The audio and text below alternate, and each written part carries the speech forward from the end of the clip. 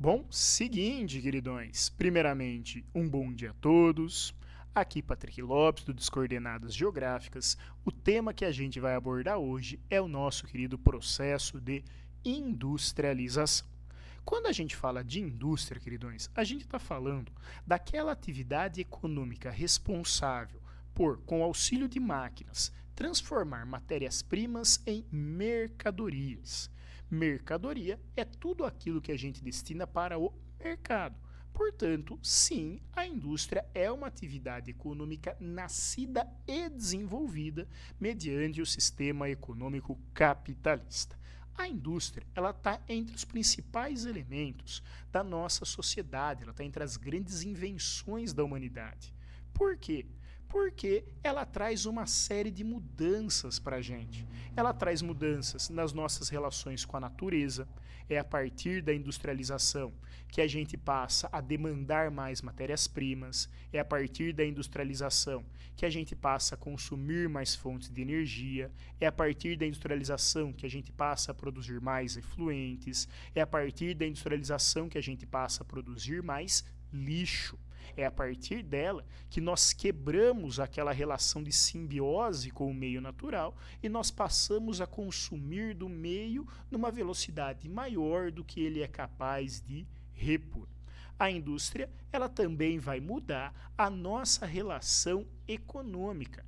Embora já existisse antes, é a partir da industrialização que cresce o princípio da mais-valia, que acaba se tornando uma regra dentro das relações comerciais que passam a se estabelecer a partir de então. A indústria, ela também vai ser importante dentro das nossas relações sociais, uma vez que é através da sua evolução que nós superamos o chamado meio natural e nós entramos no chamado meio técnico dentro da produção do espaço geográfico. Com a indústria, nós vamos conseguindo superar as limitações naturais de algumas regiões, nós vamos conseguir acelerar o nosso processo produtivo, nós vamos incrementar a nossa produção, seja uma produção de mercadorias, seja uma produção de alimentos. Então, a indústria é sim um elemento fundamental dentro da história da humanidade. Hoje, nós dizemos ou nós dividimos a indústria em dois grandes ramos: as indústrias de bens de produção e as indústrias de bens de consumo. Dentro dos bens de produção, nós temos três tipos de indústrias: as indústrias extrativistas, aquelas que lidam diretamente com a extração da matéria-prima; as indústrias intermediárias, aquelas que causam ou que fazem um breve processamento dessa matéria-prima. Por exemplo, uma siderúrgica é uma indústria intermediária. Ela pega o ferro, ela pega o alumínio, ela purifica, ela limpa esses dois elementos, ela funde e ela cria o aço, que vai ser revendido para outras indústrias. Dentro ainda das de bens de produção, nós temos as indústrias de bens de capital, que são aquelas indústrias que ou vão ser responsáveis pela construção da infraestrutura industrial ou pela produção de máquinas que serão utilizadas por outras indústrias. Além dessas indústrias de bens de produção, nós temos também as indústrias de bens de consumo, aquelas que lidam diretamente com o mercado consumidor. Dentro das indústrias de bens de consumo, nós vamos ter três tipos de indústrias: os bens de consumo duráveis, que são automóveis, eletrodomésticos, móveis; os bens de consumo semiduráveis, que são aqueles como roupas, calçados, chapéus, vestuário em geral; e os bens de consumo não duráveis, basicamente bebidas e alimentos.